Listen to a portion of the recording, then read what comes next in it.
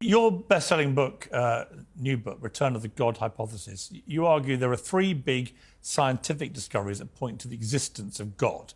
I want to go through these. One, the Big Bang Theory. So why would that lend support to a theory of a God? Or God? Well, right. Maybe just a little framing before I dive into the evidence. Professor Dawkins at Oxford has said that the universe has precisely the properties that we should expect if at bottom there is no purpose, no design, nothing but blind, pitiless indifference.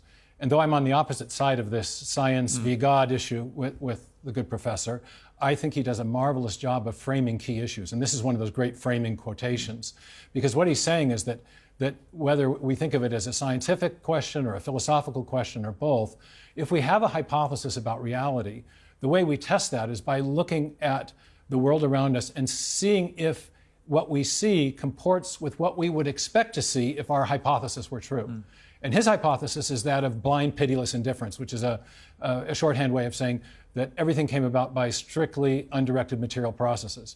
And what the materialists expected coming into the early 20th century was evidence of an eternal, self-existent universe, one that had been here for an infinitely long time and therefore did not need an external creator. What in fact the astrophysicists, the cosmologists, the astronomers found was evidence of a universe that had a definite beginning, and therefore one that could not have created itself, because before the matter of the universe came into existence, there was no matter there to do the causing. And so the picture of the universe that has emerged starting from the 1920s all the way to the present, both from observational astronomy and from theoretical physics, is a universe that had a definite beginning and therefore requires some sort of external creator or cause. Dawkins is obviously one of the world's most famous atheists. Are you a believer in God yourself? I do believe in God, yes. OK, so let's play a clip from Dawkins on this show. So why is it not possible that there is a superior being, power, which many people believe in different ways? It's possible there are fairies at the bottom of the garden. I mean, all sorts of things are possible. You can't deny that. Well, except I've never seen fairies at the end of the garden, have you? No, you've never seen God either. No, but you don't know for sure that either doesn't exist. No, I don't know that fairies don't exist. Fairies may be leprechauns, for all I know. You know, my big question for all atheists, well, is, OK, you don't believe in God, but what was there before the Big Bang, before this all started? In other words, what was there before supposedly nothing? What is nothing? Nothing, to me, seems to be a totally incongruous word. What is nothingness? And if you can't explain it, to me, and I believe in God, but to me, it suggests there must be a power bigger than the human mind at the start of all this that was able to comprehend what may have happened, because we can't. Right. Dawkins wants to portray theistic belief as if it's equivalent to belief in fairies, and he'll concede that, well, it's possible. But I think there's a stronger argument for the theistic case. And that is that when scientists and philosophers reason from evidence, they typically use a method of reasoning that has a technical name. It's called inferring to the best explanation, where the best explanation is one where you're invoking a cause which has the kind of powers that would be required to explain the phenomenon of interest. And you correctly pointed out in your conversation with him that when you get back to that, what physicists often call the singularity, the point where matter, space, time, and energy begin to exist, the materialist is really up against a huge conundrum, because prior to the origin of matter, there is no matter to do the causing. That's what we mean by the origin of matter, that's where it starts. Right. And so if you want to invoke a cause which is sufficient to explain the origin of matter, you can't invoke matter. It's in principle, the materialistic explanations are in principle insufficient.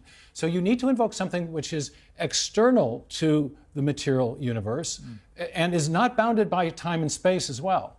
And that starts to paint a picture of the kind of cause you would need that has the sort of attributes the traditional theists have traditionally associated with God. God is a timeless, God is outside of time and space, has causal powers, is an agent with volition, and therefore can initiate a change of state from, in this case, nothing to something. And do you believe that God created this original single cell from which everything flows to us? Oh, the single cell as opposed to the universe? Well, I guess you go back to the universe, and then you go back to the creation of a single cell that has this incredible complexity that eventually, through the process of evolution, leads to human beings. I do think there's... Do you believe that's really the most likely scenario? Yeah, I do think there's incredible evidence of intelligent design at the point of the origin of life, because that first simple cell, in the 19th century, Thomas Huxley said that the cell is a simple homogeneous globule of undifferentiated protoplasm. Brilliant phrase.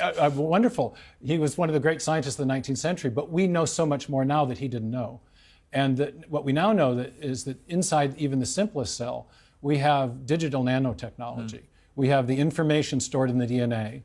We have an exquisite system of information storage, transmission, and processing. And that information is being used to build protein machines and other even more complex nanomachinery inside the cell. So it's a sort of automated factory run by digital information. People didn't know about that in the early 19th century. But do you believe, like I said, originally there's just one single solitary cell that's created? Well, right. Presumably that's where... Is that what you think? I do think there was an original cell that was created. Because the theory of evolution says the journey from single cell to the full complexity of life on Earth and so on happened by random trial and error. But your position, I think, is that it's so complicated, this original single cell, so complex for all the reasons you just articulated, that that's just simply not feasible, that it would be just random trial and error. It had to be the creation of some superior entity. Right. Is that right? Well, again, there's two contexts. There's the how do you get to the first cell, and then how do you get from the first cell to everything else. Let's just take the origin of the first cell. You think the creator of the universe is God? I do. And then out of the universe comes the creation of a single cell, which again is God. Right.